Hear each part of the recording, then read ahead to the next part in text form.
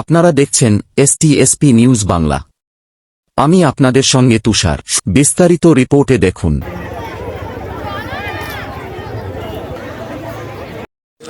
আমরা এই মুহূর্তে আছি আদমপুর গোপীনাথজিউ রথযাত্রা উপলক্ষে যে রক্তদান শিবির চলেছে সেই রক্তদান শিবির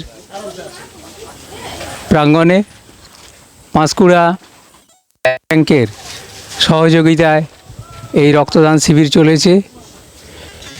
টার্গেট আছে 50 ইউনিট।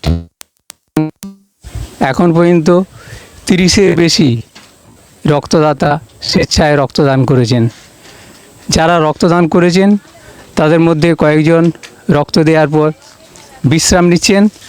তাদের কাছ থেকেই আমরা তাদের যে রক্ত দেওয়ার অনুভূতি সেই অনুভূতি আমরা জেনে নেব। স্যার, আপনার নাম? নমস্কার, আমার নাম বিমল দাস। আপনি কি এই প্রথম রক্ত দিচ্ছেন? না, আমি এটা 49তম বার রক্ত দিলাম। তাহলে আর একবার হলেই আপনার হাফ সেঞ্চুরি। তো বিভিন্ন জায়গায় তো 49 বার রক্ত দিয়েছেন, অভিজ্ঞতাটা একটু শেয়ার করুন না। দেখুন, রক্তদানের যেখানে যারাই উদ্যোগ নিয়ে এই আয়োজনটা করেন তাদেরকে আমি ব্যক্তিগতভাবে ধন্যবাদ জানাই। কারণ আমরা জানি রক্তের কোনো বিকল্প উৎপাদন নেই, তৈরি হয় না কোনো ফ্যাক্টরিতে। তাই মানুষের মধ্য থেকে মানুষের প্রয়োজনের রক্তই সংগ্রহ করতে হয় এবং মানুষের মধ্যে সেটাকে আবার প্রেরণ করে সেই মুমূর্ষ রোগীকে বাঁচিয়ে তুলতে হয়। সেই কারণেই রক্তদানের এই যারা উদ্যোগ গ্রহণ করেন তাদেরকে ধন্যবাদ জানাই আমি।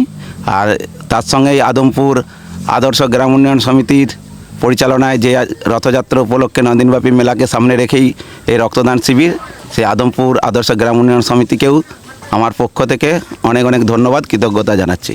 প্রতিক্রিয়া দেওয়ার জন্য অসংখ্য অভিনন্দন।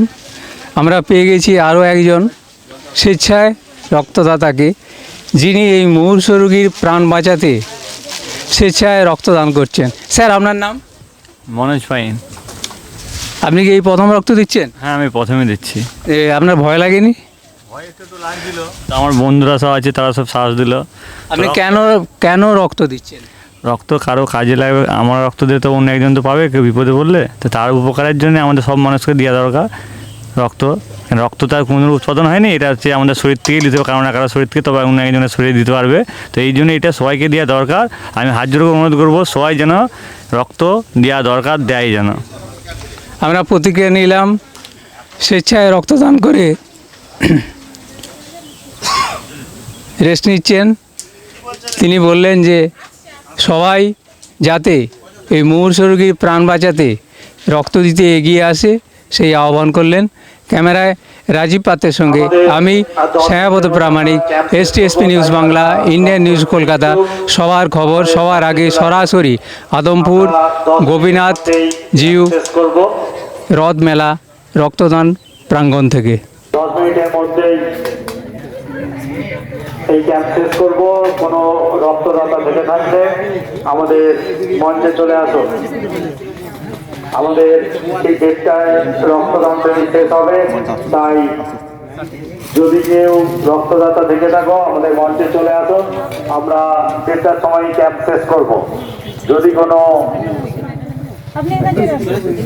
রক্তদাতা ম্যান পাওয়ার ধরে নিয়ে তাদেরকে একটু সাবধানটা